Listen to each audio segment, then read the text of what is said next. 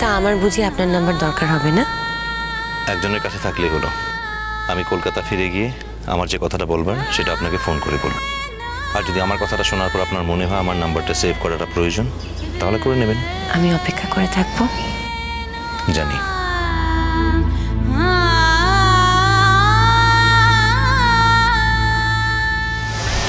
অনিদা, ছোটদা ভাই চল, কথা শেষ হচ্ছে না তোদের, চল যাই।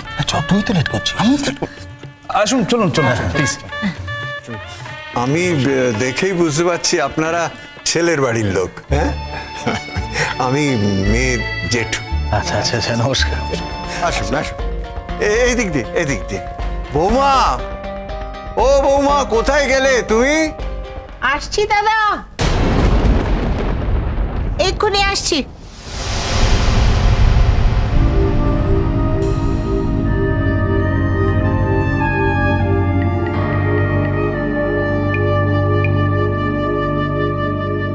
শুনুন, বিশেষ কাকে ডাকুন তো, কুইক।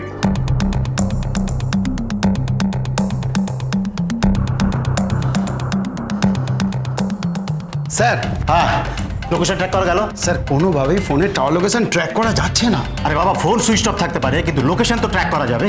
বুঝতে পারছি না, এটা নিশ্চিত কিছু একটা বিপদ হয়েছে। আরে বাবা, বিপদটা কোথায় হয়েছে, কিভাবে হয়েছে, সেটা তো আমি এখন পর্যন্ত বুঝতে পারছি না। গগলারা স্যারকে অ্যাটাক করে স্যারের ফোন, আচ্ছা স্যার, স্যারের ফোনের সিম যদি নষ্ট করে থাকে তাহলে তো ট্র্যাক করা যাবে না। যাবে না স্যার। কিন্তু কিন্তু গগলারা আমার কাছে খবর রয়েছে যে এলাকায় রয়েছে, কিন্তু এলাকায় থেকেই ওরা জয়ন্ত মুখার্জিকে লুকিয়ে রাখবে, আর তোদের লাভটা কি? আর রাখবেই বা কোথায় স্যার? কিন্তু স্যার ইমনকে ফোন করে কি বলবো? দাঁড়ান দাঁড়ান দাঁড়ান দাঁড়ান, আমায় একটু সময় দিন, আমাকে একটু খোঁজ খবর নিতে দিন। ইমনকে এখনই ফোন করার দরকার নেই। আর শুনুন, ইমন যেন কোনো মতে জানতে না পারে যে আমরা স্যারের ফোন ট্র্যাক করতে পারিনি। ও কিন্তু স্যারের প্রতি খুব সেন্সিটিভ। ও যদি জানতে পারে তাহলে কিন্তু ভয়ে চিন্তা একেবারে শেষ হয়ে যাবে। ঠিক আছে?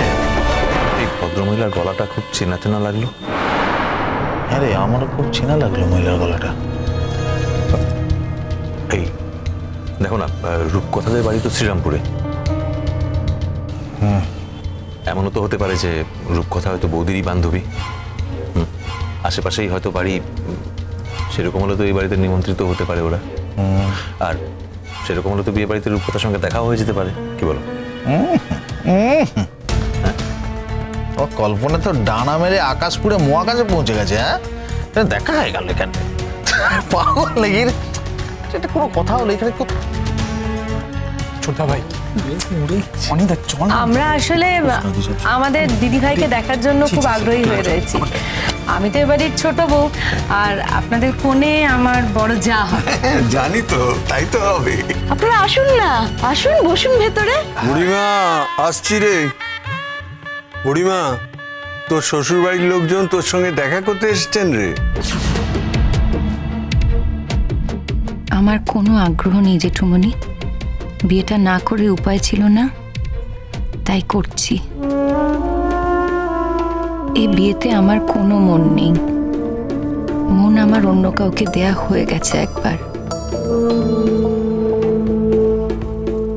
সেই মনকে হাজার চেষ্টা করেও আর আমি ফিরিয়ে নিজের কাছে আনতে পারছি না। বুড়িমা, এরা হচ্ছে তোর দেওর আর যা গায়ে হলুদের তত্ত্ব নিয়ে এসছে, তোর সঙ্গে আলাপ করবে।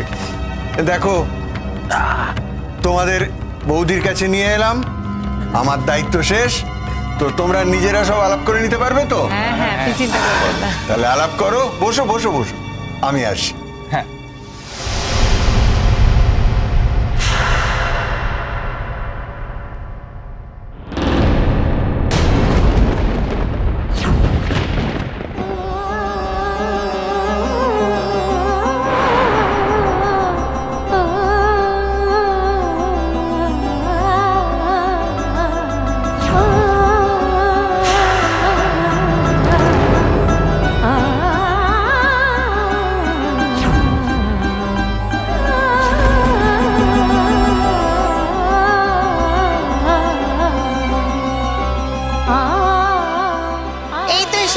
কোথায় দেখি সব।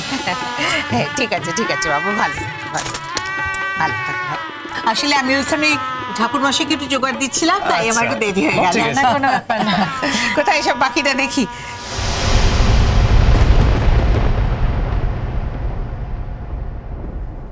রনু,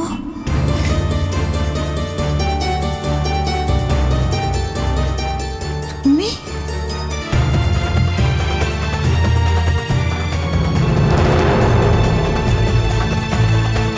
আমরা তোমার কত খুঁজেছি জানো রূপকথা। আসার দিন আমার আমার হাত থেকে ওর মোবাইল ফোনটা মিসিং হয়ে যায়। আরে আর বলো না, এক আচ্ছা পাগল পুরোহিতের আরে আরে ঠিক আছে। আরে সে একবার এটা আনতে বলছে, একবার ওটা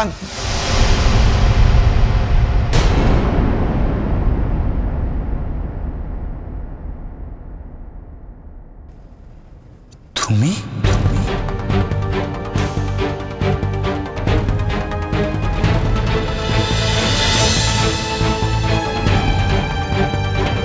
ব্যাপারটা একটু খটোমটো লাগছে তো।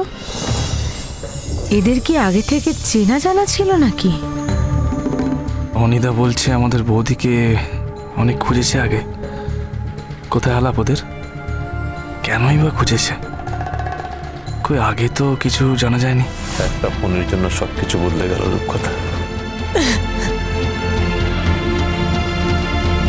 কি বদলে যাওয়ার কথা বলছে ছোটদা ভাই?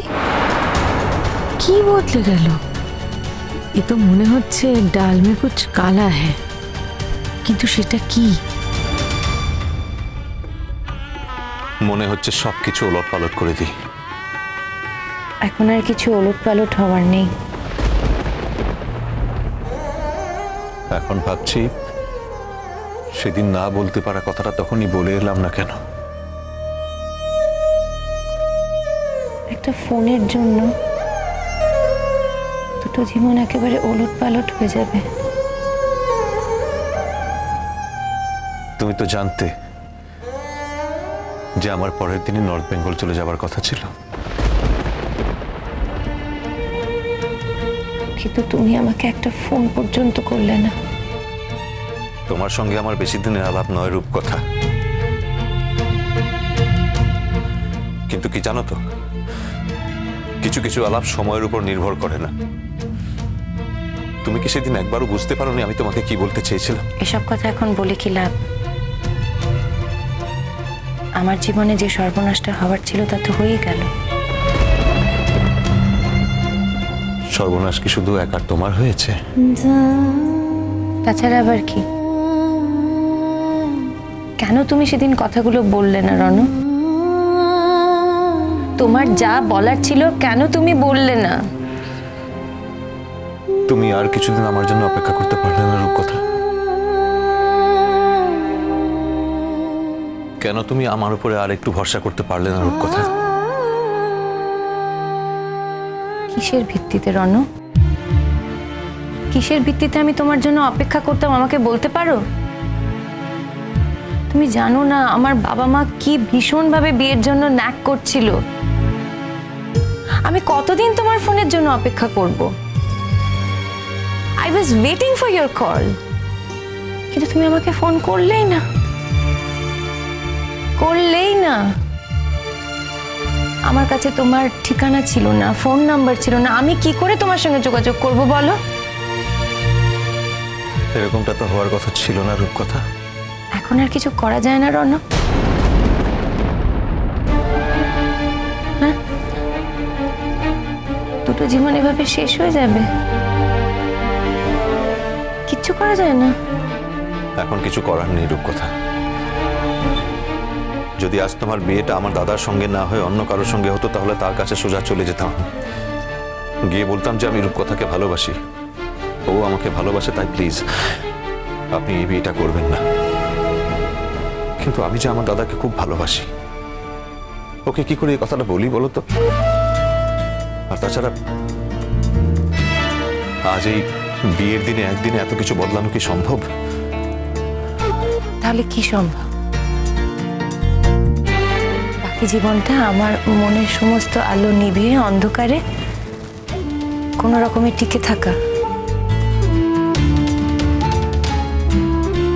কিন্তু রনু, আমি তো তোমার দাদাকে কোনোদিনও ভালোবাসতে পারবো না। আমি কোনোদিনও তোমার দাদাকে ভালোবাসতেই পারবো না, কারণ আমি তো আমার মন তোমাকে দিয়ে দিয়েছি। এখন আর কিছু করার নেই রূপকথা। আমি যখন নর্থ বেঙ্গলে ছিলাম প্রত্যেক দিন অনিদাকে ফোন করে তোমার খোঁজ দিতাম, বলতাম প্রত্যেকটা অ্যাড এজেন্সিতে গিয়ে তোমার খোঁজ নিতে। ও বেচারা নিয়েও ছিল, কিন্তু কোথাও তোমার খোঁজ পাইনি। কুসুম দোলা কুসুম দোলা, চলো চলো চলো চলো চলো পাল্টাই।